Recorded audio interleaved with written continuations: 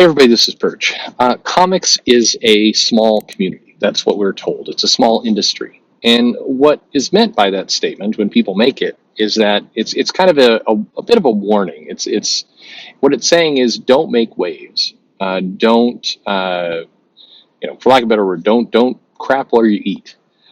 Be careful of who you insult. Be careful of who you go after because word gets around. If you treat somebody very poorly, then stories of you treating somebody poorly will circulate very quickly, and that's going to impact your career. People are not going to want to work with you. Comic books, unlike and I don't want to say a lot of other professions, because the music industry works this way, the entertainment industry works this way, lots of places work this way, but comics is still very driven by a who you know kind of business. This is both positive and negative. Most people just focus on the negative. The negative being it's rife for nepotism, and people who don't actually deserve the position sometimes get it, and it pushes people. The biggest flaw of nepotism in comics to me is not that the wrong people are getting hired; it's that the wrong people are getting hired at that moment in their career. That second half is very important. It's a good idea when anyone enters any job, wherever it might be, for people to work their way up. Basically, if you are a brand new software engineer and you go to work for, say, Amazon, you would be doing that person a big disservice and your company by throwing the junior entry level, brand new, right out of college engineer into a senior architect position where you are supposed to, shape the company's cloud future. Like that's not going to work well. You're going to put a ton of stress on that person. 99 times out of 100, they're going to fail. Every now and then you get just the prodigy who's a genius, and that's great. And life, we love the story of the just amazing, gifted individual who just makes everything work with no training. They're just perfect. That's great. Those people are extremely rare. And the funny part is, you don't need to take brand new, whoever they might be, comic artists, writers, engineers, editors, whatever field it is, researchers. You don't put them way above their head and just hope for the best. That's dumb for everyone. If somebody is super talented, you need to have an organization that allows them to rapidly advance and be promoted. You don't put them in a senior role. You basically make sure that if they show that aptitude right out the gate, you don't limit their growth, that you open up the doors as fast as you can. But the trial by fire method has been debunked in companies forever now. It's clearly does not work as a strategy. So, um, this is where, to me, that's the biggest problem with nepotism. It's like some of these people who get these jobs because of who they know, or they worked in a comic shop with, other people who got their jobs, they get them in the door. They're immediately given relatively high profile books. They fail, but in order to defend the decision of putting them on the book, they are unnecessarily hyped. So you almost double down on that mistake. You get somebody in who's very early in their career. They do work that is not great. It doesn't feel authentic to the characters. The pacing's wrong. It's not really good. The customer base largely rejects it, which happens for two reasons. Number one, the customer base is still tuned to buy things from big names. Despite all the stuff, like using two people example, Donny Cates's name is going to sell more books than Danny Lore, regardless of anything else. Like not talking about the book, the artist, the team, the concept, nothing. If you just put the two names on the board, Donny Cates is going to sell more books at this particular moment. Why? Because Donny Cates is a more recognizable name. There's more material there people can point to, and so people will buy it. Now, give Donny Lore 5 years and a bunch of successful books, and that will not be the case anymore. Conversely, if Donny Cates puts out 5 years of absolute garbage, then he'll drop. And so, that's how it works. But unfortunately, comic publishers often put people in these roles, like they're like, here's Danny Lore. Everybody loves Danny Lore. Danny Lore, Danny Lore. And nobody knows Danny Lore from a customer perspective. And when I say nobody, of course, a couple people do, but most do not. So already they're at a disadvantage. already, Danny, is they're going to be um, fighting against hype that is inauthentic. Customers, they're attuned to things that do not feel real. And this is an example of that. It's like, okay, they're not going to buy in. So already it's at that disadvantage. And then on top of that, if somebody is new to their career, meaning they've been doing this for less than 5 years, that then the odds of them putting out that amazing work suffer. And that's not a knock against anyone, because if you notice through the interviews, we've talked to Sean Murphy, we've talked to Jim Zub, we talked to people up and down the field, and they all say they admit themselves that, like, their earlier work, they got better as a writer, as an artist, and whatever it happens to be, as time went on. This isn't a controversial statement. It's normal.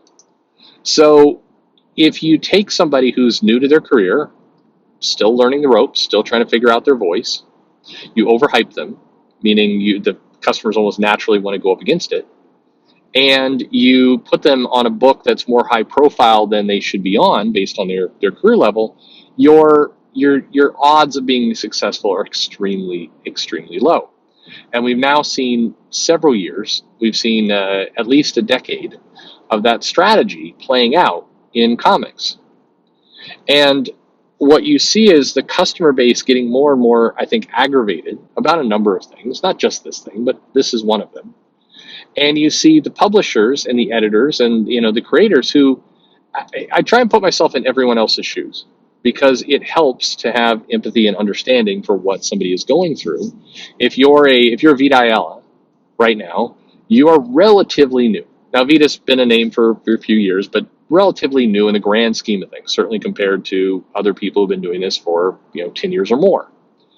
Vita has not had the breakout book. Vita has not had a top-selling, amazing thing to point at, and they are they're still working their way up the system. Then you get a bunch of people who are rejecting the hype. They will go out and make videos and blog comments and everything else, saying, I don't like this.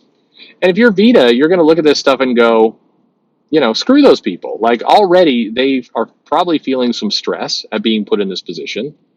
They are probably got a lot of advice from people that may not be the best advice about how to kind of, connect with customers and manage fans and everything else. I see some of the advice in my other account and other places. I see advice that creators give each other sometimes, and it is the worst advice. Like, one of the reasons why I enjoyed talking to Zub, and I like his blog, and I wish people would go read it, is he does give very good common sense advice. It's sometimes not the advice you want, but it is accurate advice. And it would be very wise for people to read it and learn it, because he is telling you good common sense things that you should pay attention to. And if you're going to come out, you're going to, but other advice, like I've seen advice like, the second anyone comes after you, blockchain them all. Do you use bots to block everyone? Don't take any crap. I've seen creators urging other creators to write things like, if you send me a unsolicited plot summary or pitch, it's going in the garbage. I'm going to block you. Don't do that. Don't do that stuff. And they take on this very aggressive tone, and it's terrible to write that, to post that stuff out. You sound angry. You sound nasty when you do that. And then all you're doing is you're almost like picking up a megaphone and encouraging people to hate you. That's the result, and that's not what you want when you're starting your career. You don't want to create such bad will and especially if you're somebody who the publisher, not you, but the publisher, is overhyping. And a lot of the new writers, the publisher is not good at marketing, like we've talked about, and they overhype people who are not ready for it yet. They're not ready for that hype. And the customers immediately get irritated about it. And then if the creator, the person who's getting overhyped, starts writing a bunch of things that makes them appear like an a-hole, that's you can see the self-destruction of careers in this pattern. I mean, it's almost like there's a flow chart people are following to get a large group of people angry at you. And so it's this is kind of one of those interesting aspects where if you go onto social media, I always like to think of it in like thirds, except it's not truly a third, a third, a third. It's more like, a tenth, another tenth, and then everything else. It's like 10%, 10%, 80%. 10% of people are sycophants for whatever reason. Maybe they legitimately love what you do. Maybe they are hoping to get a job in comics and they think the way to do it is kissing your ass. Maybe they're just, there's reasons why they're just going to pour love into you. These are the people who reply to every single one of the tweets that goes out, and they just heart everything, and they just you can do no wrong with those people. Which, by the way, yeah, don't ever be that person, the person who likes and replies to every single thing that a creator does. That's even if you love it, just restrain yourself, because a creator starts to believe you're a stalker and you're crazy. Just you don't want that. If you truly do love the stuff, don't make yourself look crazy. Anyway, that's 10%. Another 10% are screaming at you, like you suck, I hate you, I hate everything you've done. You got on this via diversity traits, and you didn't accomplish it. Whatever, they're just yelling. So you got 10% yelling, 10% just sycophantic love. If you're trying to manage this, just good kind of solid advice. If you're trying to manage your career, pay attention to the 80%. The 80% are not really saying much of anything. And the things that they're not saying is pretty important.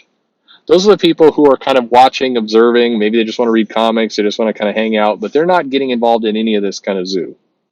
And if you come off sounding arrogant, crazy, annoying, bitchy, whatever it happens to be, if you come off sounding rude, the 10% who love you will cheer you on and keep loving you.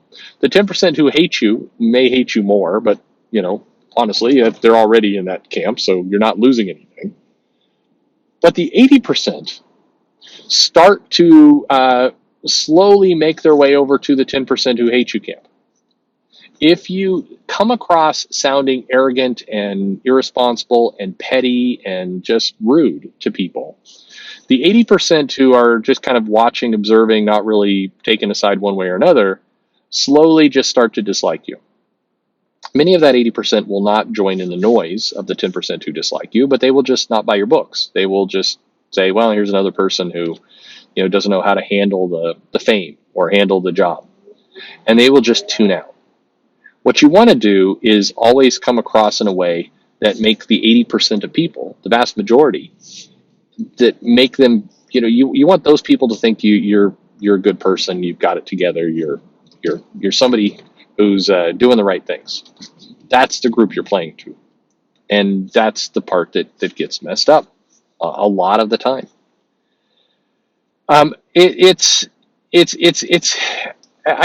It's like watching a slow motion train wreck a lot of the time, and I think it's it's a shame, because the train wrecks are what draws a lot of people's attention. It still isn't the majority. It is an area where I wish more people who work in comics would solicit advice. Find somebody you trust. Find somebody who you're willing to hear out, and don't, whatever you do, you have your long-term friends, of course, but get a couple people who are not like your close personal peer, who's not somebody they're working with you on a book. Get somebody who is going to tell you the truth, not in a cruel way, but at least in a way that's going to give you good, helpful information. And make sure you're getting good advice, especially if you're new. The worst thing you can do if you're a new creator is to create yourself a strange little bubble of the people who got you into, like the people who helped get you into things, and you only listen to what they say. Those people are going to steer you wrong consistently, over and over. They're going to, want to defend, or they're going to want to kind of double down on the decision to, they brought you in, so they have a vested interest in you working out. They're going to give you advice that is, to some extent, self-serving, that reinforces the decision they made. They're not going to do the best job of telling you, hey, you're alienating people over here. You're making, they're going to give you advice that is not always going to be useful or accurate. And you can fall into this trap of blowing up your career really, really rapidly, going through the same motions. There are a dozen or more brand new creators that right now are killing their career. They will briefly get more popular, and then they will have the long slide out. And that 5 year path, that plan, it plays out over and over and over again. As somebody on the outside, I hate seeing it happen. I have had not a small number of people who work in the industry come saying, "Hey, thanks for that advice," because I talk to people all the time, and I get thank you for that advice. That was good advice. I realized it wasn't that important. I let it go. Or I've gotten people who've said things like, "I wish I would have taken your advice because I'm having trouble getting work now." This is just going to keep happening. I hate to see new talent get pushed into positions bigger than them, and then not have a good mechanism for advice and support and mentorship, and then blow up their career when there were some very promising careers that are going sideways right now. Anyway, uh, yeah, that's what I got to say. There we go. Hey, thanks for listening. Yeah, thanks for like and subscribe. I'm doing this all backwards. Like and subscribe. Questions below. Thanks for listening.